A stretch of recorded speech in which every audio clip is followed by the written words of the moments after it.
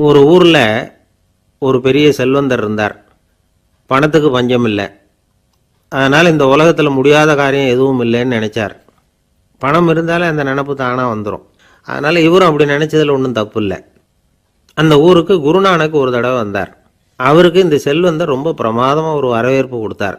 ஊர் எல்லையிலேயே எங்கள் வீட்டுக்கு வந்து விருந்து சாப்பிட்டுட்டு போகணும்னு கேட்டுக்கிட்டார்.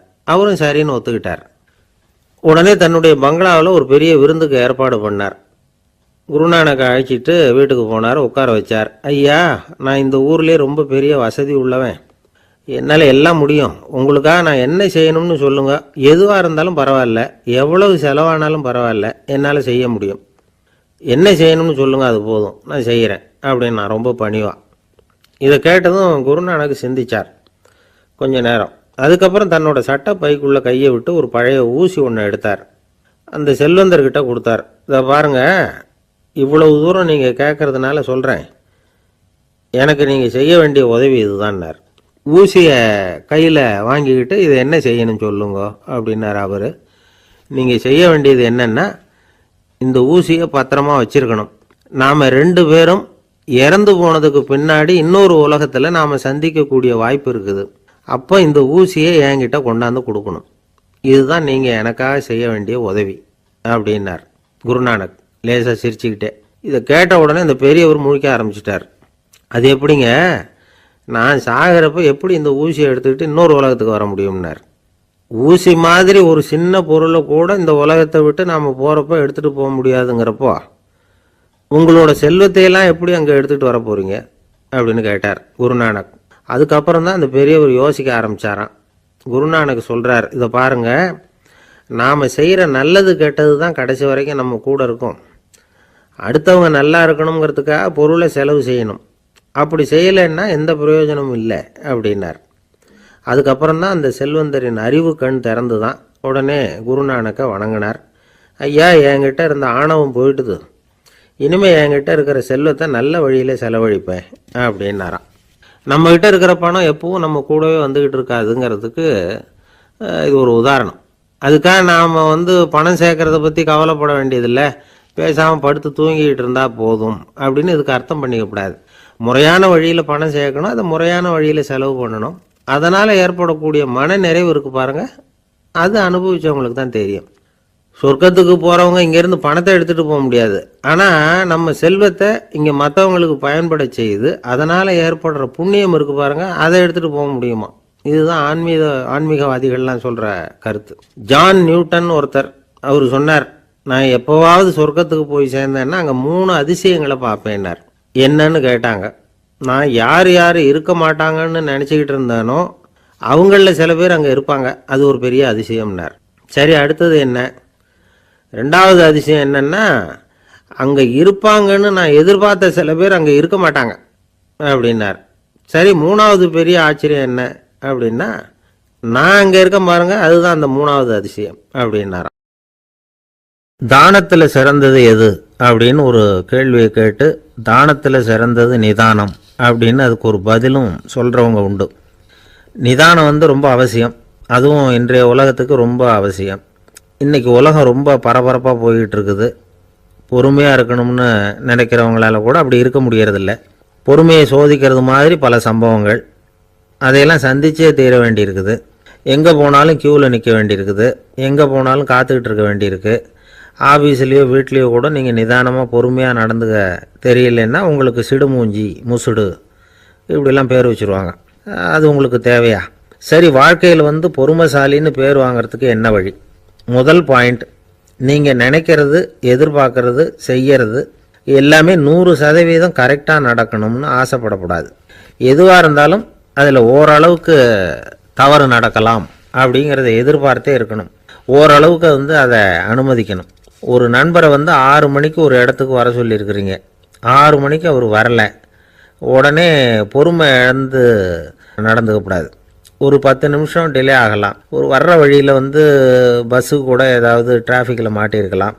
அதெல்லாம் எதிர்பார்த்தே கொஞ்சம் காத்திருக்கிறதுல ஒன்றும் தப்பு இல்லை. சில சமயம் டிலே ஆகிறது கூட நல்லதாக முடியும். ஒரு பஸ்ஸை தவற விட்டுட்டு, ஐயோ கொஞ்சம் ஒரு 2 நிமிஷம் முன்னாடி வந்திருந்தா பிடிச்சிருக்கலாமே அப்படின்னு தவிச்சிக்கிட்டு இருப்பாங்க சில பேர். அடுத்தபடியாக வர்ற பஸ்ஸு நேரடியாக நீங்கள் போக வேண்டிய இடத்துக்கே கொண்டு போய் விடுற பஸ்ஸாக கூட இருக்கலாம். அது உங்களுக்கு முன்னாடி தெரியாதுல்ல. சில நெருக்கடியான சூழ்நிலைகளை தமாஷா எடுத்துக்கிறதுக்கு பழகிக்கணும். சில இடங்களுக்கு போகிறப்ப காத்திருக்கிறதுக்கு நம்ம மனசை தயார்படுத்திக்கிட்டே போகணும். ஒரு ரயிலுக்கோ பஸ்ஸுக்கோ அல்லது விமானத்துக்கோ கப்பல் பிரயாணத்துக்கோ போகிறப்போ அங்கே போய் நீங்கள் மணிக்கணக்கில் கூட காத்துக்கிட்டு தான் இருக்கணும். புறப்படுற நேரம் கூட மாறலாம். நீங்கள் போய் சேர்ந்ததும் அது உடனே புறப்படணும்னு கட்டாயமாக என்ன? அது மாதிரி சமயத்தில் படிக்கிறதுக்குன்னு சில சுவாரஸ்யமான புத்தகங்களையும் கையில் எடுத்துக்கலாம். உங்களை சுற்றி எவ்வளவோ சுவாரஸ்யமான சம்பவங்கள் நடந்துக்கிட்டு இருக்குதுல்ல, அதையெல்லாம் வேடிக்கை பாருங்கள்.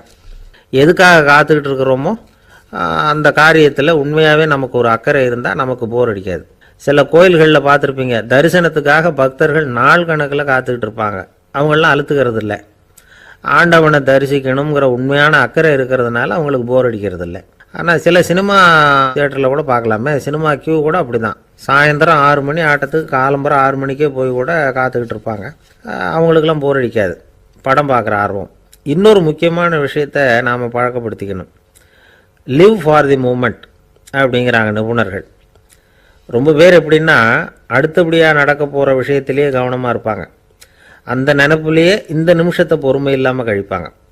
ஒருத்தர் இருக்கார், அவர் எப்படின்னா ஆஃபீஸ் முடியறதுக்குள்ளேயே சார் 5 மணிக்கெல்லாம் ரெடியாக இருங்க, நாம் அந்த ஹோட்டலில் போய் டிஃபன் சாப்பிட்ணும் அப்படின்னு 4 மணிலேருந்து சொல்லிகிட்டு இருப்பார். 4:55க்கே பரபரப்பாக ஓடி வருவார். 2 பேரும் புறப்படுவோம், ஹோட்டலுக்கு போவோம், சாப்பிட்டுக்கிட்டு இருப்போம். அப்படி சாப்பிட்டுட்டு இருக்கிறப்ப சார் சாப்பிட்டு முடித்ததும் நேராக ஒரு ஜவுளி கடைக்கு போகிறோம் அப்படிம்பார். பரபரக்க சாப்பிட்டு முடிப்பார், புறப்படுவார். ஜவுளி கடையில் அவசரமாக சீக்கிரம் பில் போடுங்க சார், சினிமாவுக்கு நேரம் ஆகிடும்பார். சினிமா தியேட்டரில் உட்காந்து அடுத்தபடியாக எங்கே டின்னர் சாப்பிட்றதுன்னு யோசனை பண்ணிகிட்டு இருப்பார். ராத்திரி படுக்கையில் விழுந்ததுக்கு அப்புறமும் நாளைக்கு காலையில் எழுந்திரிச்சதும் அதை பண்ணணும் இதை பண்ணணும்னு திட்டம் போட்டுக்கிட்டே இருப்பார். அதாவது எப்போவும் அடுத்த நிமிஷம், அடுத்த நாள், அடுத்த வாரம், அடுத்த வருஷம், இதுதான் அவங்க சிந்தனை. இந்த நிமிஷம் என்ஜாய்மெண்ட்டை அவங்க இழந்துடுறாங்களாம். அதனால தான் வாழ்நாள் பூரா பொறுமையின்மை, அவஸ்தை, அல்லல். அதனால் நாம் எல்லோரும் வாழ்க்கையில் நிதானமாக இருக்கிறதுக்கு கற்றுக்கணுமா. அதுக்காக இந்த நிதானத்துக்கு வேறு விதமான அர்த்தம் பண்ணிக்கக்கூடாது. ஒருத்தர் அப்படித்தான் ஒரு தடவை அவருடைய குதிரை காணாமல் போயிட்டு தான். அதுக்காக அவர் கவலைப்படலை, நிம்மதியாக இருந்தார், சந்தோஷமாக இருந்தார். என்ன சார் இது, உங்கள் குதிரை திருட்டு போயிட்டுதுங்கிறீங்க, நீங்கள் கவலைப்படாமல் இருக்கிறீங்களே அப்படின்னு கேட்டாங்களாம். அதுக்கு அவர் சொல்லியிருக்கார், நல்ல வேலை சார், கட்டியிருந்த குதிரை காணாமல் போயிருக்குது. நான் அது மேலே உட்காந்துருக்கிற சமயம் அது காணாமல் போயிருந்ததுன்னா, திருட்டு போயிருந்ததுன்னா நானும் சேர்ந்தில் காணாமல் போயிருப்பேன் அப்படின்னாராம். எவ்வளவு நிதானமான ஆள் பாருங்கள். ஒரு நண்பர் சினிமா படம் தயாரிக்கிறவர், அவர்கிட்ட ஒரு நாள் பேசிக்கிட்டு இருந்தேன். அது எப்படி சார், நீங்கள் எடுக்கிற எந்த படமும் கையை கடிக்காத அளவுக்கு எடுத்துடுறீங்களே, அது எப்படின்னு கேட்டேன். அது ஒன்றும் பெரிய விஷயம் இல்லை சார், பெண்களுக்குன்னு சில உருக்கமான காட்சிகள், இளைஞர்களுக்குன்னு சில நடனங்கள், அடிதடி காட்சிகள், அப்புறம் வயசானவங்களுக்குன்னு சில ஆன்மீக காட்சிகள், சின்ன பிள்ளைங்களுக்கு சிரிப்பு, இப்படி எல்லாமும் சேர்த்து நான் படம் எடுக்கிறேன். மசாலா படம்னு பேர். இது ரொம்ப பெருசாக இல்லைன்னாலும் ஓரளவுக்கு சுமாராக ஓடிடும், கையை கடிக்காது அப்படின்னார். இது ஒரு உத்தி. சில பத்திரிகை ஆசிரியர்களும் இந்த உத்தியை கையாளுறது உண்டு. இந்த உத்திக்கு பார்னம் உத்தி அப்படின்னு பேர், பார்னம் எஃபெக்ட் அப்படின்னு சொல்லுவாங்க. அதாவது ஃபீனியஸ் டி பார்னம் அப்படின்னு ஒருத்தர் அமெரிக்காவில் இருந்தாராம். அதாவது 19ஆம் நூற்றாண்டில் அமெரிக்காவில் கொடிகட்டி பறந்த ஒரு சர்க்கஸ் நிறுவனத்தின் அதிபர் அவர். இந்த உலகத்தில் ஒவ்வொரு நிமிஷமும் ஒரு ஏமாளி பறந்துக்கிட்டே இருக்கிறான் அப்படிங்கிறது அவருடைய சித்தாந்தம். ஒவ்வொருத்தரையும் திருப்திப்படுத்துகிற அளவுக்கு அம்சங்களை கொஞ்சம் கொஞ்சமாக கலந்து கேளிக்கை நிகழ்ச்சிகளை நடத்தினது தான் அவருடைய மகத்தான வெற்றிக்கு காரணம். அதனால் அந்த உத்தியை யார் கடைப்பிடிச்சாலும் சரி, அதுக்கு பார்னம் உத்தி அப்படின்னு பேர் வந்துட்டுது. ஜோசியம் சொல்கிறவங்களுக்கும் இந்த உத்தி தான் கை கொடுக்குது. ஒரு விஷயத்தை ஒருத்தருடைய கோள் நிலைகள் அல்லது கையெழுத்து நிரூபிக்கிறதாக அவர்கிட்ட சொன்னால் அதை அவர் நம்பிவிடுவார். ஆனால் அந்த விஷயம் நல்லதாக இருக்கணும், நேர்மையானதாக இருக்கணும், அதாவது பாசிட்டிவாக இருக்கணும்.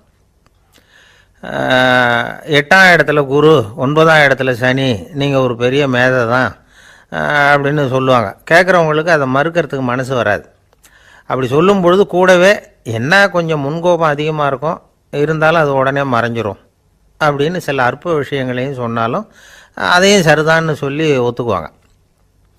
ஆளுமையை எடை போடுகிற ஒரு நிறுவப்பட்ட உத்தியின் மூலமாக தன்னுடைய குணாதிசயங்கள் கண்டுபிடிக்கப்பட்டதாக அவர் நம்புறது தான் இதுக்கு காரணம். இந்த மாதம் பணத்தட்டுப்பாடு கொஞ்சம் இருக்கும், உடம்புல ஏதாவது கொஞ்சம் அசௌகரியம் இருக்கும், வீட்டுக்குள்ளே லேசாக மனஸ்தாபம் வரலாம், இது மாதிரி பொதுப்படையாக சிலதை சொன்னாலே போதும், மக்களை நம்ப வச்சுடலாம். இதெல்லாம் நமக்கு மட்டும்தான் ஏற்படுது அப்படின்னு சொல்லி அவங்க நினைக்கிறது தான் காரணம். இதுதான் பாரணம் உத்திங்கிறது. மனிதர்கள் பாராட்டுக்களை விரும்புகிறதும் விமர்சனங்களை வெறுக்கிறதும் பாரணம் உத்தியின் அடுத்த கூறு.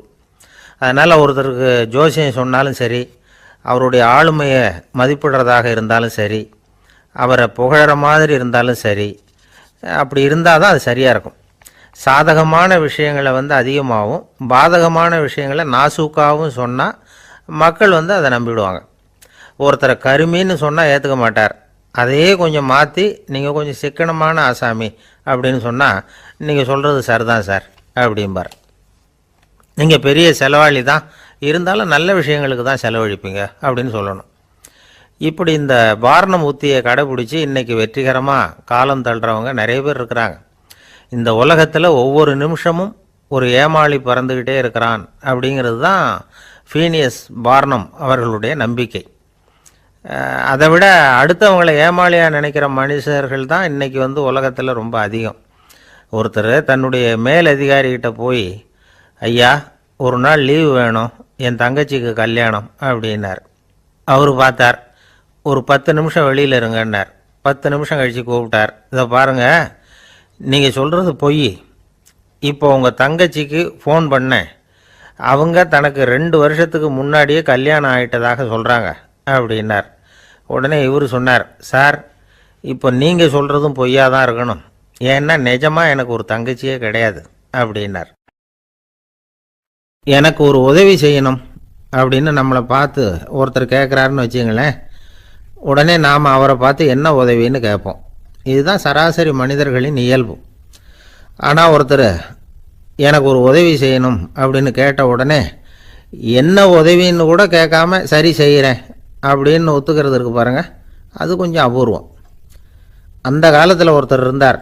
அவர் எப்படி தெரியுமா, உதவி கேட்குறவங்க நல்லவங்களா கெட்டவங்களா அப்படின்னு கூட பார்க்கல, தனக்கு நன்மையா தீமையா அப்படின்னு கூட பார்க்கல, உதவி செய்கிறேன்னு புறப்பட்டு விட்டார். அவர் யார் தெரியுமா, அவர் தான் நல சக்கரவர்த்தி. அவர் மாதிரி நாமும் உதவி கேட்குறவங்களுக்கு உடனே உதவி செய்கிறதுக்கு தயாராக இருக்கணும் அப்படின்னு சொன்னார் ஒரு ஆன்மீக பேச்சாளர். நல சரித்திரத்தை அவர் சொல்லிக்கிட்டு இருந்தார். இந்திரன், அக்னி, வருணன், யமன் இவங்க 4 பேரும் நலனை பார்த்து, எங்களுக்கு நீ உதவி செய்யணும், எங்களுக்காக நீ தூது போகணும் அப்படின்னு கேட்குறாங்க. யாருக்கிட்ட தூது போகணும், என்ன காரியத்துக்காக போகணும் அப்படின்னு கேட்கணும்ல.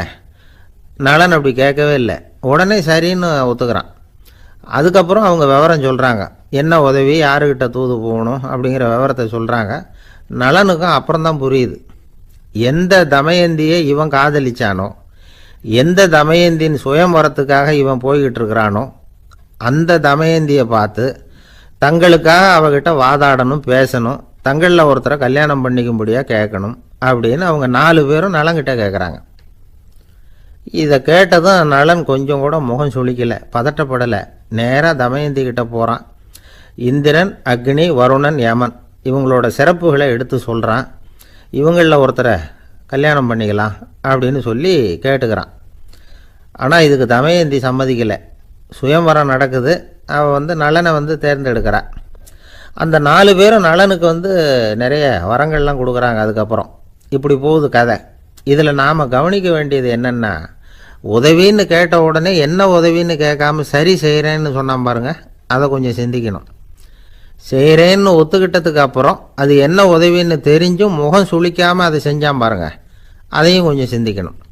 நம்மால் ஒருத்தன் ஒரு நண்பனை தேடி போனால், எனக்கு ஒரு உதவின்னா சரி சொல்லுன்னா, இப்போ உங்ககிட்ட 2 கார் இருந்தால் என்ன பண்ணுவேன்னா, உடனே அதில் ஒன்று உங்ககிட்ட கொடுத்துருவேன்னா, அவன் உங்ககிட்ட 2 பங்களா இருந்தால் என்ன பண்ணுவேன்னா, அதில் ஒன்று உங்ககிட்ட கொடுத்துருவேன்னா, உங்ககிட்ட 2 பேனா இருந்தால் என்ன பண்ணுவேன்னா, அதில் ஒரு பேனாவை உங்ககிட்ட கொடுக்க மாட்டேன்னா அவன்.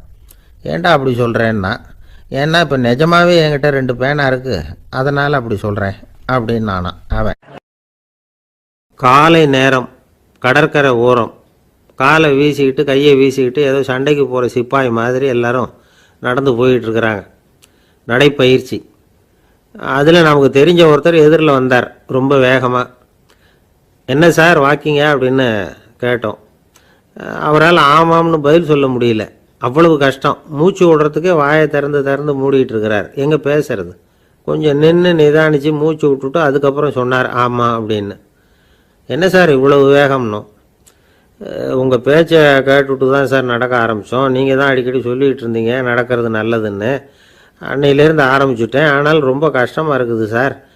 இப்போ பாருங்கள், உங்கள்கிட்ட சுலபமாக பேசக்கூட முடியல, மூச்சு வாங்குது, உடம்பு கூட வலிக்கிறது மாதிரி இருக்குது அப்படின்னு அவர் பாட்டுக்கு பேச ஆரம்பிச்சிட்டார். உங்களை யார் சார் இவ்வளவு வேகமாக நடக்க சொன்னது? வேகத்தை குறைங்க, மெதுவாக நடங்க அப்படின்னோம். நீங்கள் நடக்கிறதுனால என்னென்ன சௌகரியம்னு அன்னைக்கு சொன்னீங்களே தவிர சௌகரியமாக நடக்கிறது எப்படின்னு சொல்லலையே அப்படின்னார் அவர். இன்னமும் லேசாக மூச்சு வாங்கிக்கிட்டே சொன்னால் கூட இவர் சொல்கிறதுலேயே ஒரு நியாயம் இருக்குது. அதனால் இந்த நடைப்பயிற்சி பண்ணுறவங்க கவனிக்க வேண்டிய சில முக்கியமான குறிப்புகள் இருக்குது. அது என்னென்னங்கிறத அவங்க தெரிஞ்சுக்கணும். அது தெரிஞ்சு வச்சுக்கிறது நல்லது. இதெல்லாம் மருத்துவ நிபுணர்கள் சொல்கிற குறிப்புகள். அவங்க என்ன சொல்கிறாங்க தெரியுமா? உங்கள் வயசு 40க்கு மேலேயா? உங்கள் எடை இருக்க வேண்டியதை விட 10 கிலோ அதிகமாக இருக்குதா? நீங்கள் புகை பிடிக்கிறவரா? இதய நோய், இரத்த நாள நோய், உயர் இரத்த அழுத்தம் இப்படி ஏதாவது உங்களுக்கு உண்டா? அப்படின்னா நீங்கள் உங்கள் இஷ்டத்துக்கு வரிஞ்சு கட்டிக்கிட்டு நடைப்பயிற்சி பண்ண ஆரம்பிச்சிடாதீங்க. முதல்ல ஒரு மருத்துவ பரிசோதனை பண்ணிக்கோங்க, அதுதான் நல்லது அப்படின்னு அவங்க சொல்கிறாங்க. நடக்கிறப்போ, உடற்பயிற்சி செய்கிறப்போ மார்பு பகுதியில் அல்லது வேறு எங்கேயாவது தொடர்ந்து வலி இருந்ததுன்னா பயிற்சியை நிறுத்திவிட்டு டாக்டரை போய் பார்க்கணும். நடைப்பயிற்சி பண்ணுறப்போ உங்கள் சக்திக்கு தகுந்த மாதிரி மெதுவாக அதிக கஷ்டம் இல்லாமல் முன்னேறலாம். அங்கே என்ன போட்டியாக வைக்கிறாங்க? முந்திக்கிட்டு போய் என்ன பண்ண போகிறோம்? பரிசா வாங்க போகிறோம். அதனால் நிதானம் அவசியம் அப்படிங்கிறது அவங்க ஆலோசனை. தொந்தரவு கொடுக்காத ஷூ, ட்ரெஸ்ஸு இதுகளை உபயோகப்படுத்துங்க. பாதத்தில் ஆடு தசை இருக்குல்ல, அங்கே ஏதாவது பிரச்சனை இருந்ததுன்னா டாக்டரை பாருங்கள். இந்த பாதத்தில் வலி வரும் அந்த இடத்துல. வெயில் காலமாக இருந்தால் தலைக்கு தொப்பி வச்சுக்கோங்க. பனியில் நடந்தாலும் அப்படி தான், தலையை பத்திரமா பார்த்துக்குங்க. நம்மக்கிட்ட ஏதோ கொஞ்சம் உருப்படியாக தெரியறது அது தானே. உடற்பயிற்சிக்கு முன்னாடி பின்னாடி பயிற்சி செய்கிறப்போ நிறைய தண்ணி குடிக்கலாமா. முதல் 1 மாதத்துக்கு கொஞ்சம் தளர்த்தியாக சாவகாசமாக நடக்கலாம். மணிக்கு 3 அல்லது 4 கிலோமீட்டர் வேகம்னு வச்சுங்களேன். அதுக்கப்புறம் வேகத்தை அதிகப்படுத்தலாம். மணிக்கு 6 அல்லது 8 கிலோமீட்டர் அளவுக்கு நடக்கலாம். நல்லா கையை வீசிக்கிட்டு நடக்கணும். மூச்சு விடுற எண்ணிக்கை அதிகரிக்கணும். இது மாதிரி ஒரு 30 நிமிஷம் நடக்கலாம். தனியாக நடந்து போகிறதுக்கு உங்களுக்கு என்னமோ மாதிரி இருக்குதா? கூட யாரையாவது சேர்த்துக்குங்க. ஒரு குரூப்பாக சேர்ந்து போகலாம். நடக்கிறதுங்கிறத ஒரு சந்தோஷமான சமாச்சாரமாக ஆக்கிக்கணும். தினம் இப்படி நடக்க வேண்டி இருக்குதே அப்படின்னு புலம்பிக்கிட்டே போகக்கூடாது. சில பேர் நடக்கிறப்போ கடந்த காலத்தை அசை போட்டுக்கிட்டே போவாங்க. சில பேர் வருங்காலத்தை அசை போட்டுக்கிட்டே போவாங்க. சில பேர் முக்கியமான திட்டம்லாம் இப்படி நடக்கிறப்போ தான் தீர்மானம் பண்ணுவாங்க. நடக்கிறதுனால மன இறுக்கம் குறையுது, பரபரப்பு குறையுது, மன ஆற்றல் பெருகுது, தன்னம்பிக்கை வளருது, முதுமை தள்ளி போகுது, செயல்திறன் அதிகரிக்குது. இதை தவிர உடம்புக்கும் பல விதமான சௌகரியங்கள் ஏற்படுது. அதனால் இது வரைக்கும் நடக்க ஆரம்பிக்காதவங்க இனிமேல் இந்த குறிப்புகளை கவனத்தில் வச்சுக்கிட்டு நடக்க ஆரம்பிச்சுடலாம். சார்லஸ் லேம்ப் அப்படின்னு ஆங்கில இலக்கிய மேதை ஒருத்தர், அவர் ஒரு தரம் உடம்பு சரியில்லைன்னு டாக்டர்கிட்ட போனாராம். டாக்டர் அவரை பார்த்துட்டு, நீங்கள் தினமும் காலையில் வெறும் வயத்தில் நடக்கணும் அப்படின்னாராம். வெறும் வயத்தில் நடக்கிறதுக்கு நான் தயார், ஆனால் வயிறு கிடைக்கணுமே சார். யார் வயத்து மேலே நடக்கிறது டாக்டர் அப்படின்னு கேட்டாராம் இவர். ரொம்ப பேருக்கு கூட்டத்தில் பேசுறதுன்னா பயம். நமக்கு ஒன்றும் தெரியாதுன்னு மற்றவங்க நினச்சிடக்கூடாதுங்கிற எண்ணம் தான் இதுக்கு காரணம். ரொம்ப முக்கியமான ஒரு கூட்டம்னா பயம் அதிகமாக இருக்கும். முக்கியமானவங்கள்லாம் வருவாங்களே, அவங்களாம் நம்மளை பற்றி மட்டமாக நினச்சிருவாங்களே அப்படிங்கிற பயம் வந்துடும். ஆனால் மேடை பேச்சுங்கிறது அவ்வளவு கடினமான ஒரு காரியம் இல்லைங்கிறாங்க அது சம்பந்தமான நிபுணர்கள். யாரும் பேச்சாளர் ஆகலாம், இது ஒன்றும் பெரிய கிஃப்ட்டு கிடையாது அப்படின்னு அவங்க சொல்கிறாங்க. நீங்கள் ஒரு சிறந்த பேச்சாளர் ஆகணுமா அப்படின்னா அதுக்குன்னு சில ஆலோசனைகளை சொல்லி வச்சுருக்கிறாங்க அனுபவசாலிகள். முதல் ஆலோசனை என்னென்னா, உங்கள் பேச்சு எளிமையாக இருக்கணும். ஏதாவது ஒரு கருத்து அல்லது 2 கருத்து சொன்னால் போதும். 20 அல்லது 30 கருத்துக்களை சொல்லிகிட்டே போகக்கூடாது. 2வது ஆலோசனை, நீங்கள் என்ன பேச போகிறீங்கிறது முதல்ல உங்களுக்கு நல்லா புரியணும். அதுக்கப்புறம் தான் அதை அடுத்தவங்களுக்கு புரிய வைக்க முடியும். எப்படி ஆரம்பிக்க போகிறோம், எந்த கருத்தை முக்கியமாக வலியுறுத்த போகிறோம், எப்படி முடிக்க போகிறோம் அப்படிங்கிறத முதல்ல நல்லா சிந்தித்து மனசில் வச்சுக்கணும். கடைசியாக என்ன சொல்கிறீங்களோ அதுதான் கேட்குறவங்க மனசில் நிற்கும். மூணாவது ஆலோசனை என்னென்னா, உங்கள் பேச்சு சுருக்கமாக இருக்கணும். ஒரு 15 நிமிஷம் பேசுகிறது ரொம்ப பொருத்தம். மணிக்கணக்கில் பேசிக்கிட்டு இருக்கிறது நல்லதில்லை. நாலாவது ஆலோசனை, நீங்கள் பேசுகிறது உண்மையாக இருக்கணும். உங்களுக்கு உண்மையான அனுபவங்கள் இருக்கும், அதை சொல்லலாம். உங்களுடைய உண்மையான அனுபவங்களை மற்றவங்களோட பகிர்ந்துக்கணும், அதுதான் முக்கியம். ஐந்தாவது ஆலோசனை, ஆரம்பத்தில் கொஞ்ச நேரம் உங்களை பற்றியும் எதிரில் உள்ளவங்களை பற்றியும் சம்மந்தப்படுத்தி ஏதாவது பேசி ஒரு நெருக்கத்தை ஏற்படுத்திக்கணும். ஒவ்வொருத்தரும் இப்போ இவர் பேச போகிறது நம்ம சம்மந்தப்பட்டது அப்படின்னு நினைக்க ஆரம்பிச்சிருவாங்கல்ல, அதுக்கப்புறம் அவங்க கேட்க தயாராகிட்டாங்கன்னு அர்த்தம். எதிரில் உட்காந்துருக்கிற கூட்டத்திலிருந்து 3 பேரை தேர்ந்தெடுங்க. அதாவது வலது பக்கம் ஒருத்தர், நடுவில் ஒருத்தர், இடது பக்கம் ஒருத்தர். அதாவது உங்களை ரொம்ப கனிவாகவும் ஆர்வமாகவும் பார்க்குறவராக பார்த்து தேர்ந்தெடுத்துங்க மனசுக்குள்ளே. நீங்கள் பேசும்பொழுது என்ன பண்ணணும்னா, இவங்களை நேருக்கு நேராக மாறி மாறி பார்த்துக்கிட்டே பேசுனீங்கன்னா நீங்கள் ஏதோ ஒட்டுமொத்த கூட்டத்தையும் பார்த்து பேசுகிறதாக ஒரு உணர்வு அது ஏற்படுத்திவிடும். ஆறாவது ஆலோசனை என்னென்னா, சொற்பொழிவுன்னா நீங்கள் பேசணும், படிக்கக்கூடாது. எழுதி படிக்கிறது நல்லா இருக்காது. குறிப்புகள் வேணும்னா வச்சுக்கலாம். படிக்கிறது பேப்பர்லேருந்து வர்றது மாதிரி இருக்கும், பேசுறது இதயத்திலேருந்து வர்றது மாதிரி இருக்கும். அப்புறம் ஏழாவது ஆலோசனை சொல்கிறாங்க. அது என்னென்னா, மேடையில் ஏறி நின்ன உடனே இயல்பாக மூச்சை இழுத்து விட்டுங்க, இயல்பு நிலைக்கு வாங்க, அதுக்கப்புறம் இயல்பாக பேச ஆரம்பிக்கலாம் அப்படிங்கிறாங்க. இவ்வளவும் பேச்சு கலையில் வல்லுநர்களாக இருக்கிறவங்க சொல்லுகிற ஆலோசனைகள். இதையெல்லாம் கடைபிடிச்சா நமக்கும் அதுக்கும் வெகு தூரம்னு நினச்சிக்கிட்டு இருந்த ஒன்று இப்போ கிட்டத்தில் நெருங்கி வந்துடும். நாம் சொல்கிறபடியெல்லாம் அது கேட்கும். ஒரு பேச்சாளர், அவருக்கு சுருக்கமாகவே பேச தெரியாது. மேடையில் ஏற்றி விட்டுவிட்டா போதும், ஆரம்பிச்சிருவார், நிறுத்த மாட்டார், பேசிக்கிட்டே இருப்பார். ஒரு தடவை அவர் ஒரு கூட்டத்தில் ரொம்ப நேரம் பேசிக்கிட்டே இருக்கிறார். எதிரில் பொறுமை இழந்த ஒருத்தர் தன்னுடைய கை கடிகாரத்தை காட்டினார். அதை கவனித்த பேச்சாளர், மன்னிக்கணும், கை கடிகாரம் நான் கொண்டுகிட்டு வர மறந்துட்டேன், அதுதான் நேரம் போனதே தெரியல அப்படின்னு சொல்லியிருக்கிறார். இதுக்கு அவர் சொன்னாராம் கோபமாக, ஏய்யா கடிகாரத்தை தான் பார்க்க முடியல, மறந்துட்டேன், பக்கத்தில் மாட்டிருக்கிற கேலண்டரையாவது பார்க்கக்கூடாதா அப்படின்னாராம். எனக்கு அதிர்ஷ்டமே இல்லை சார் அப்படின்னார் ஒருத்தர்.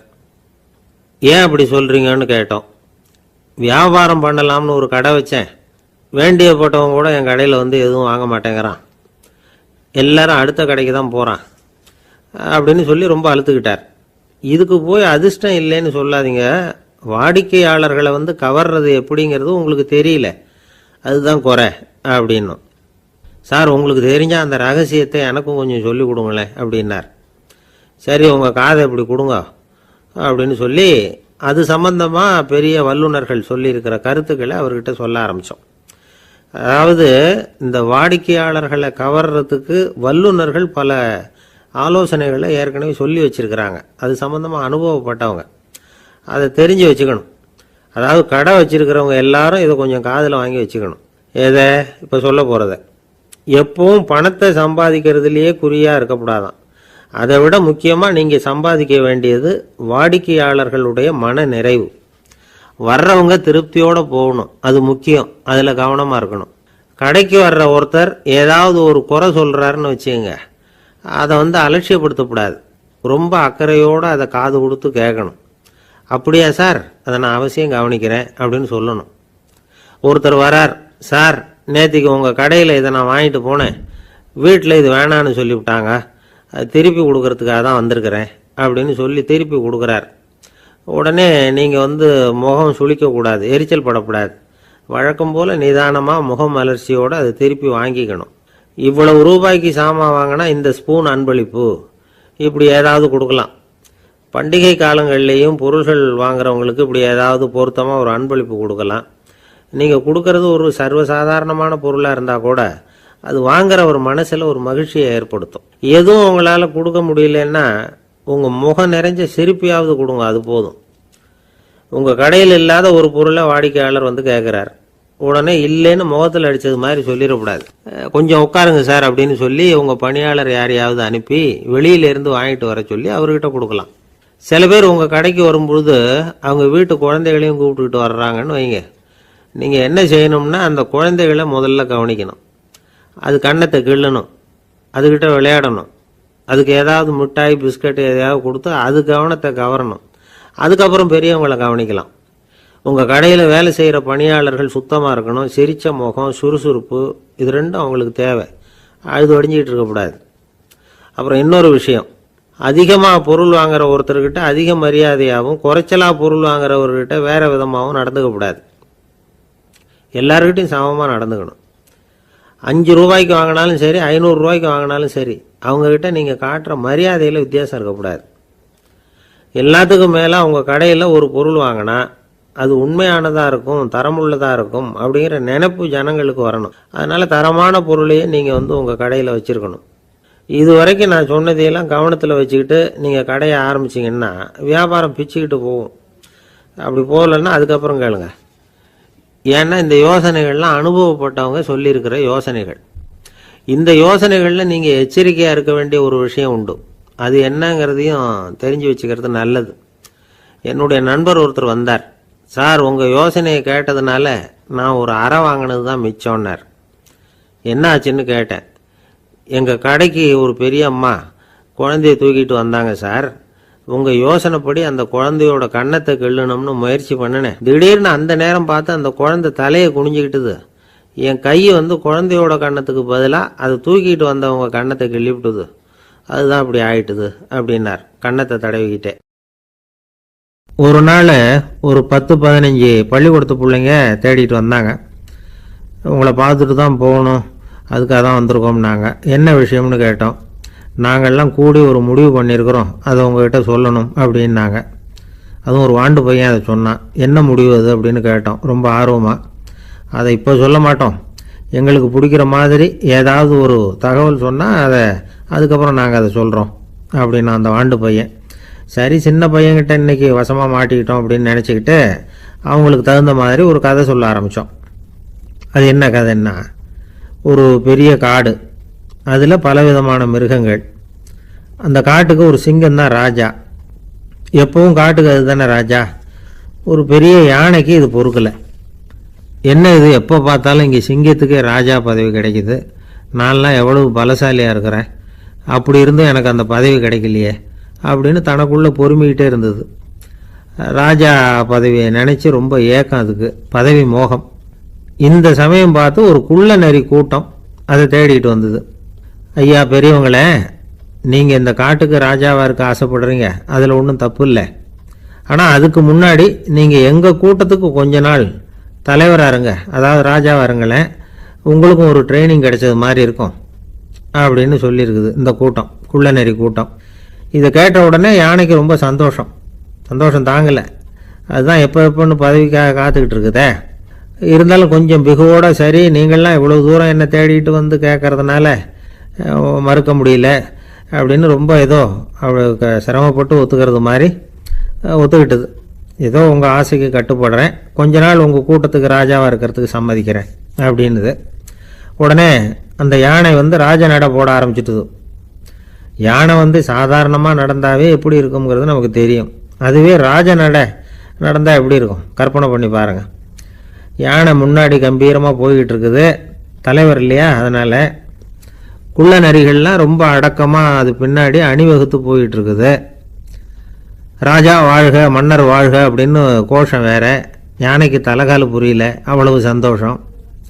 அந்த யானைக்கு செருக்கு, ஆணவம் எல்லாம் ஏற்பட்டு போச்சு. அதுக்கப்புறம் அது தரையை பார்க்குமா, நிமிர்ந்து நடக்க ஆரம்பிச்சுட்டுது. தரையை பார்க்குறதே இல்லை. அப்படி போயிட்டுருக்கிறப்போ ஒரு சதுப்பு நிலத்தில் திடீர்னு காலை வச்சுட்டுது. அவ்வளோதான், கால் உள்ளே போட்டுது. இன்னொரு காலை எடுத்து வச்சுது, அதுவும் உள்ளே போட்டுது. அந்த 2 காலையும் எடுக்கிறதுக்காக அடுத்த 2 காலையும் அழுத்திச்சு, அதுவும் உள்ளே போக ஆரம்பிச்சுட்டுது. இப்போ 4 காலம் வசமாக சேத்துல அழுந்தி போச்சு, எடுக்க முடியல. குள்ள நரிகள்லாம் அதை சுற்றி வந்தது. சிலது சுற்றி நின்று டான்ஸ் ஆட ஆரம்பிச்சுட்டுது யானையை பார்த்துட்டு. இதை யானை பார்த்தது. என்ன இது தலைவர், நான் தவிச்சுக்கிட்டு இருக்கிறேன், தொண்டர்கள்லாம் சுற்றி நின்று வேடிக்கை பார்த்துக்கிட்டு இருக்கிறீங்க, டான்ஸ் ஆடுறீங்க அப்படின்னு கேட்டுதான். தொண்டர்களே, தலைவர் நான் தவிச்சுக்கிட்டு இருக்கிறது உங்களுக்கு தெரியலையா? இப்போ உடனே உங்கள் தலைவரை காப்பாற்ற வேண்டியது உங்கள் கடமை இல்லையா அப்படின்னு கத்துச்சான் அந்த யானை. குள்ள நரிகளில் ஒன்று முன்னாடி நின்று அந்த யானையை பார்த்து தான், தலைவரே எங்களுக்கு ரொம்ப நாளாக ஒரு ஆசை, அந்த ஆசையை நிறைவேற்றிக்கிறதுக்காக தான் உங்களை எங்கள் தலைவராக ஏற்றுக்கிறோம்னு சொன்னோம் அப்படின்னு தான். என்ன ஆசைன்னு கேட்டிருக்கு யானை. யானை கறி சாப்பிட்டு பார்க்கணுங்கிறது எங்களுக்கு ரொம்ப நாள் ஆசை, அது இன்றைக்கி தான் நிறைவேற போகுது அப்படின்னு தான் அந்த நரி. இதை கேட்ட உடனே அந்த யானை அப்படியே மூர்ச்சி ஆகிட்டு தான். நரிகள்லாம் அது மேலே ஏறி குதற ஆரம்பிச்சுட்டு தான். பதவி மேலே இருந்த பேராசை அந்த பலசாலியான யானையையே மாட்டி விட்டுட்டுது பார்த்தீங்களா அப்படின்னு சொல்லி முடித்தோம் இந்த கதையை அந்த சின்ன பிள்ளைங்கக்கிட்ட. சரிங்க, இப்போ நாங்கள் உங்களை தேடி வந்த விஷயம் என்னங்கிறத சொல்லவா அப்படின்னா ஒரு வாண்டு பையன். சீக்கிரம் சொல்லு தம்பி, சஸ்பென்ஸ் தாங்கலை அப்படின்னோம். அவன் மெதுவாக எங்களை பார்த்து சொல்கிறான், எங்களுக்கு கொஞ்ச நாள் நீங்கள் தலைவராக இருந்தால் தேவலை அப்படின்னா. ஒரு நாள் காலை நேரம் ஒரு குரு படுக்கையை விட்டு எழுந்திருக்கிறார். உடனே சீடர்களை பார்த்து எல்லாரும் இப்படி வாங்கங்கிறார். எல்லாரும் வர்றாங்க வேகமாக. என்னங்க வேணும் உங்களுக்கு அப்படிங்கிற மாதிரி எல்லாரும் குருவை பார்த்தாங்க பயபக்தியோட. குரு அந்த சீடர்களை பார்த்து, இதை பாருங்கள், இப்போ நான் ஒரு சிக்கலான விவகாரத்தில் மாட்டிக்கிட்டு இருக்கிறேன், அதை நீங்கள் தீர்த்து வச்சா நல்லதுன்னார். சீடர்களுக்கு ஒன்றும் புரியல. என்ன இது இவர் இப்படி சொல்கிறாரு, நமக்குள்ள எல்லா விவகாரங்களையும் தீர்த்து வைக்கிறவர் நம்ம குருநாதர், அவருடைய விவகாரத்தை நாம் தீர்த்து வைக்கிறதா, ஆச்சரியமாக இருக்குதே, குருநாதருக்கே சிக்கலா அப்படின்னு யோசனை பண்ண ஆரம்பித்தாங்க. இருந்தாலும் ரொம்ப பணிவாக கேட்டாங்க, சுவாமி உங்களுக்கே சிக்கலா, இந்த உலகத்து சிக்கல்களுக்கும் சிரமங்களுக்கும் அப்பாற்பட்டவர் அல்லவா தாங்கள், அப்படிப்பட்ட உங்களுக்கு சிக்கல்னா அது எப்படி அப்படின்னாங்க. எனக்கு ஏற்பட்டிருக்கிற சிக்கல் அவ்வளவு பெருசு, ரொம்ப பெரிய விவகாரம் அது அப்படின்னார் குரு. கொஞ்சம் விவரமாக சொல்லுங்க அப்படின்னாங்க இவங்க. இப்போ அந்த குரு விவரத்தை சொன்னார். அதாவது நேற்று ராத்திரி நான் ஒரு கனவு கண்டேன். அந்த கனவில் நான் ஒரு பட்டாம்பூச்சியாக மாறிட்டேன். அப்படி மாறி ஒவ்வொரு மலராக பறந்து போய் உட்காந்து தேன் சாப்பிட்டேன் அப்படின்னார். சீடர்கள் இதை கேட்டதும் ரொம்ப திகைச்சு போயிட்டாங்க. என்ன இது, இது ஒரு பெரிய பிரச்சனையா, ஒரு சாதாரண கனவு கண்டதுக்காகவா இந்த காலை வேளையில் நம்மளையெல்லாம் குருநாதர் இவ்வளவு அவசரமாக கூப்பிட்டுருக்கார் அப்படின்னு நினச்சாங்க. இருந்தாலும் கேட்டாங்க, இதில் என்ன சிக்கல் சுவாமி, கனவுங்கிறது எல்லாருக்கும் வரத்தானே செய்யும் அப்படின்னார் ஒரு சீடர். சீடர்களே, பிரச்சனை அது இல்லை. நான் இன்னைக்கு காலையில் கண்ணு முழிச்சு பார்த்தப்போ நான் நானாக மறுபடியும் மாறிட்டேங்கிறத தெரிஞ்சுக்கிட்டேன். இதில் சிக்கல் என்னன்னா, இப்போ அந்த பட்டாம்பூச்சி தான் நானாக ஆயிட்டதாக கனவு கண்டுகிட்டு இருக்கா அப்படிங்கிறது தான். ஒரு மனுஷன் பட்டாம்பூச்சி ஆகிறதாக கனவு காண முடியுங்கிறப்போ அந்த பட்டாம்பூச்சியும் மனுஷனாக ஆகிறதாக கனவு காண முடியும் இல்லையா? இப்போ எனக்கு யதார்த்த நிலை தெரியணும், எது நிஜம்னு தெரியணும். நேற்று ராத்திரி நான் கண்டது கனவா, அல்லது இது பட்டாம்பூச்சி கண்டுகிட்டு இருக்கிற கனவா? இதுதான் குரு கேட்ட கேள்வி. இதை கேட்டதும் சீடர்கள் ரொம்ப குழம்பி போயிட்டாங்க. சுவாமி, இது வரைக்கும் நாங்கள் தூங்குறப்ப பார்க்கறது கனவுன்னும் மூழ்கிக்கிட்டு இருக்கிறப்ப பார்க்கறது நனவுன்னு நம்பிக்கிட்டு இருக்கிறோம். இப்போ எங்களை ரொம்ப குழப்பிட்டீங்க, இதுக்கு பதில் சொல்ல எங்களுக்கு சக்தி இல்லை அப்படின்னு சொல்லிவிட்டாங்களாம். அதுக்கப்புறம் அந்த குரு சொன்னாராம், நினைவு தான் முக்கியமான அம்சம். முடிவு கட்டம்னா பகலின் நினைவுகளை விட இரவின் கனவுகளே ரொம்ப உண்மை. ஒருத்தன் தூங்க போனால் தூங்கிக்கிட்டே இருந்தால் அவன் காணும் கனவு பொய்ங்கிறத அவன் உணர மாட்டான். ஒவ்வொரு கனவும் காணும் பொழுது அது ரொம்ப உண்மையாக தான் தெரியுது. ஒரு கனவு கூட உண்மை இல்லைன்னு கனவுல தோன்றுவதே இல்லை அப்படின்னார் குரு. அகில வாழ்வு அத்தனையும் சொற்பனம் கண்டாய் அப்படிங்கிறார் தாயுமானவர். ஆகையினால நம்ம கனவுலேருந்து நாம் என்னைக்கு முழிச்சிக்க போகிறோம் அப்படிங்கிறது தான் ஒரு முக்கியமான கேள்வி. ஒருத்தர் வந்தார், காலில் கட்டோடு வந்தார். என்னங்க காலில் கட்டுன்னு? சார், நேற்று ராத்திரி தூக்கத்தில் எங்கள் வீட்டு கூரையில் ஏணியை சாத்தி வச்சு இறங்கினப்போ வழுக்கி விழுந்து காலை உடச்சிக்கிட்டேன்னார். உங்கள் வீட்டில் தான் ஏணியே கிடையாது சார் அப்படின்னு. உண்மைதான் சார், நான் கீழே விழுந்து முழிச்சுக்கிட்டதுக்கு அப்புறம் தானே ஏணி இல்லைங்கிறது எனக்கு ஞாபகம் வந்தது அப்படின்னார். சில பேர் ஆளை பார்த்தா 60 வயசு மாதிரி தோணும், உண்மையான வயசு என்னன்னு பார்த்தா 40 அல்லது 45ம்பாங்க. சில பேரை பார்க்குறதுக்கு 45 மாதிரி தெரியும், உண்மையிலேயே 65 தாண்டி இருப்பாங்க. ஒரு மனிதனுக்கு 2 வகையான வயது உண்டுங்கிறார் ஓஷோ. அதாவது உடம்புக்குன்னு ஒரு வயசு, மனசுக்குன்னு ஒரு வயசு. முதல் உலக மகாயுத்தம் நடந்தது இல்லையா, அது முடிஞ்சதுக்கு அப்புறம் முதல் தடவையாக மனிதனின் மூளை வளர்ச்சியை பற்றி மனநல வைத்தியர்கள் ஒரு கணக்கெடுப்பு சோதனை நடத்தினாங்களாம். அது வரைக்கும் மனிதனுக்கு 2 வகையான வயது உண்டுன்னு யாரும் சிந்திச்சதே இல்லையா. அந்த உலக மகாயுத்தம் முடிஞ்சதுக்கு அப்புறம் மனிதனுடைய சராசரி மனதின் வயதை கணக்கிட்டு பார்க்கும் பொழுது அவங்களுக்கெல்லாம் ரொம்ப அதிர்ச்சியாக இருந்துதான். ஏன்னா அது ரொம்ப பின்தங்கிய நிலையில் இருந்திருக்கு, வளர்ச்சி அடையாத நிலையில் இருந்திருக்கு. அவங்க கண்டுபிடிச்ச பிரகாரம் அப்போ மனசோட சராசரி வயசு என்ன தெரியுமா? 14.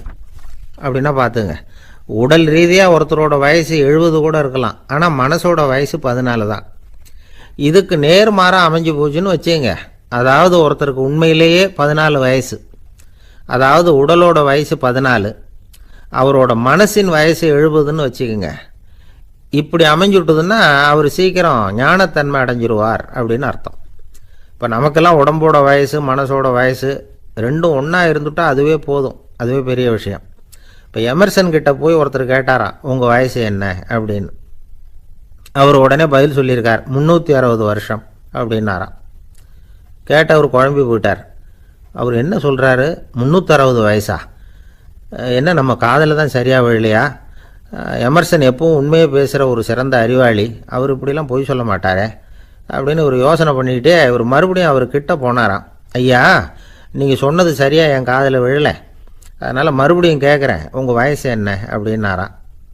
எமர்சன் மறுபடியும் சொல்லியிருக்கிறார், 360 வருஷம்னு. வந்தவருக்கு உண்மையிலேயே அதிர்ச்சியாக போட்டுது. அதுக்கப்புறம் மெதுவாக ஆரம்பித்தாராம், ஐயா நீங்கள் சொல்கிறத என்னால் ஏற்றுக்க முடியாது. எப்படி பார்த்தாலும் இப்போ உங்களுக்கு வயசு ஒரு 60க்கு மேலே இருக்காதுன்னு நினைக்கிறேன் அப்படின்னாராம். நீங்கள் சொல்கிறது சரிதான், அது என் உடம்போட வயசுன்னாராம் எமர்சன். அப்படின்னா ஏற்கனவே நீங்கள் சொன்னது அப்படின்னு கேட்டிருக்கார், அது என் மனசோட வயசு அப்படின்னாராம். நம்மளை பொறுத்த வரைக்கும் அறிவு தூசு படிஞ்சிருக்கு, அது மாதிரியே அன்பும் மாசுபட்டிருக்கு. இது ரெண்டையும் சுத்தம் பண்ண வேண்டியிருக்குது. அப்போ தான் நாம் சரியான வயசில் வாழ முடியும். ஒரு ஆசாமி இருக்கிறார், அவருக்கு உடம்போட வயசு அதிகம், மனசோட வயசு ரொம்ப குறைச்சல், குழந்த மாதிரி. அவர் ஒரு ஆஸ்பத்திரியில் படுத்திருக்கிறார். நர்ஸம்மா எல்லாருக்கும் மருந்து கொடுத்துட்டு போகிறாங்க. கொஞ்ச நேரம் கழித்து திரும்பி வந்தாங்க. அப்போ இவர் அந்த அம்மாவை கூப்பிட்டு சொல்கிறார், இதை பாருங்கள் சிஸ்டர், நீங்கள் எல்லாருக்கும் சின்ன சின்ன மாத்திரையாக கொடுத்துட்டு எனக்கு மட்டும் நீளமான மாத்திரையாக கொடுத்துட்டீங்க. முழுங்கிறதுக்கு ரொம்ப கஷ்டமாக போச்சு. இனிமேல் எனக்கும் சின்ன மாத்திரையாக கொடுங்க சிஸ்டர் அப்படின்னாராம். அந்த அம்மா உடனே அதிர்ச்சியாகி தலையில் அடிச்சுக்கிட்டாங்களாம். நான் கஷ்டப்பட்டு மாத்திரையை முழுங்கினத்துக்கு நீங்கள் ஏமா தலையில் தட்டிக்கிறீங்க அப்படின்னு கேட்டிருக்காரு இவர். இதுக்கு அவங்க சொல்லியிருக்கிறாங்க, நான் உங்களுக்கு கொடுத்துட்டு போனது மாத்திரை இல்லைங்க, அது தெர்மாமீட்டர் அப்படின்னாங்களாம். கோபம் வந்துட்டால் நாம் என்ன செய்கிறோங்கிறது நமக்கே தெரியாது. ஒருத்தர் டாக்டர்கிட்ட போனார் அவசரமாக, டாக்டர் எனக்கு இப்போ கடுமையான கோப வெறி, எனக்கு கண்ணு மண்ணு ஒன்றும் புரியல, உடனடியாக அதை கட்டுப்படுத்தணும், உடனே இதுக்கு ஏதாவது ஒரு மாத்திரை கொடுங்க ப்ளீஸ் அப்படின்னார். அந்த டாக்டரும் உடனே ஒரு மாத்திரையை கொடுத்து, இதை உடனே போடுங்க, நான் தண்ணி கொண்டுட்டு வரேன்னு உள்ளே போனார். தண்ணியோடு திரும்பி வந்தார். இவர் சொன்னார், டாக்டர் நீங்கள் கொடுத்த மாத்திரை ரொம்ப பெருசாக இருந்தது, இருந்தாலும் கஷ்டப்பட்டு முழுங்கிட்டேன்னார். டாக்டர் சந்தேகத்தோடு மேசையை பார்க்குறார். பார்த்தா மாத்திரை அங்கேயே இருக்குது, பேப்பர் வெயிட்டை காணலை. கப்பல் கடலில் போய்கிட்டு இருக்கு. புயல், சூறாவளி, அலையெல்லாம் பெருசாக ரொம்ப உயரமாக உண்டாகுது. கடுமையான காற்றிலேயும் வேகமான அலைகள்லேயும் சிக்கி அந்த கப்பல் தடுமாறுது. திசை மாறி போச்சு, எந்த பக்கம் போயிட்டு இருக்கிறோம்னே தெரியல. அந்த கப்பலை செலுத்திக்கிட்டு இருந்த மாலுமி ரொம்ப சாமர்த்தியமாக செயல்பட்டார். தன்னுடைய அறிவாற்றலையும் திறமையையும் முழுமையாக பயன்படுத்தினார். அந்த கப்பலை கட்டுப்படுத்தினார். மெதுவாக அந்த சூறாவளியிலிருந்து கப்பலை காப்பாற்றி கரைக்கு கொண்டுட்டு சேர்த்துட்டார். மாலுமின்னு ஒருத்தர் இருந்ததுனால அந்த மரக்கலம் காப்பாற்றப்பட்டது. மாலுமின்னு ஒருத்தர் இல்லைன்னு வச்சுக்கோங்க, அந்த கப்பலோட கதி என்னவா இருக்கும் யோசிச்சு பாருங்க. ஒரு கோபக்காரனுடைய நிலைமையும் அப்படித்தானா. கோபக்காரன்கிறவன் ஒரு மாலுமி இல்லாத மரக்கலம் அப்படிங்கிறார் நபிகள் நாயகம். கொந்தளிக்கிற கடல்ல கொடுமையான அலைகளின் உச்சியில அல்லல் படுகிற மரக்கலத்தை விட மோசமானது கோபக்காரனின் நிலைமை அப்படிங்கிறது அவருடைய கருத்து. அது மாதிரி இதுன்னு சொல்லல, அதை விட மோசம் இது அப்படிங்கிறார். ஏன் தெரியுமா? ஒரு கப்பல் கடல்ல தடுமாறினா அதை சரிப்படுத்த மாலுமி இருக்கிறார். அவர் தன்னுடைய சாமர்த்தியத்தினால அதை கட்டுப்படுத்தி சரியான வழிக்கு கொண்டுட்டு வந்துடுவார். ஆனால் கோபக்காரனுடைய நிலைமை அப்படி இல்லை அப்படிங்கிறார் நபிகள் நாயகம். மனித மனம் ஒரு மரக்கலம், அறிவு அதில் இருக்கிற மாலுமி. மாலுமி மரக்கலத்தை செலுத்துறான், அவனுக்கு கட்டுப்பட்டு அது ஓடுது. ஆனா கோபக்காரன்கிற மனுஷங்கிட்ட அறிவுங்கிற மாலுமி சரியா வேலை செய்ய மாட்டான். ஏன்னா கோபம் அந்த மாலுமியின் கண்களை அவிச்சிரும், காதுகளை கேட்காம பண்ணிவிடும். கண்ணையும் காதையும் மூடிவிட்டு கப்பலை ஓட்டுனா எப்படி ஓட்டுறது? அதனால கோபக்காரன் மாலுமி இல்லாத மரக்கலம். இடி மின்னல்ல மாட்டிக்கிட்டு கஷ்டப்படுற கப்பல் மாதிரி கஷ்டப்படுறான். பெரியவங்கள்லாம் என்ன சொல்றாங்க? உனக்கு கெடுதல் பண்ணவனுக்கும் நீ நன்மையே செய், எவருடைய விருப்பு வெறுப்பையும் பொருட்படுத்தாதே. பரம எதிரிக்கும் நீ நன்மை செய்ய ஆரம்பிச்சா உன்னுடைய தூய நிலையை பார்த்துட்டு அவனும் உனக்கு நெருக்கமான நண்பனா ஆயிடுவான். இதுதான் பெரியவங்க நமக்கு சொல்லி இருக்கிறது. புனித குர்ஆன் சொல்றது என்ன? தீமையை நன்மையை கொண்டே நீர் தடுத்து கொள்ளும் அப்படின்னு சொல்லப்பட்டிருக்கிறதுல. இன்னா செய்தாரை ஒருத்தல் அவர் நாண நன்னயம் செய்து விடல் அப்படிங்கிறார் திருவள்ளுவர்.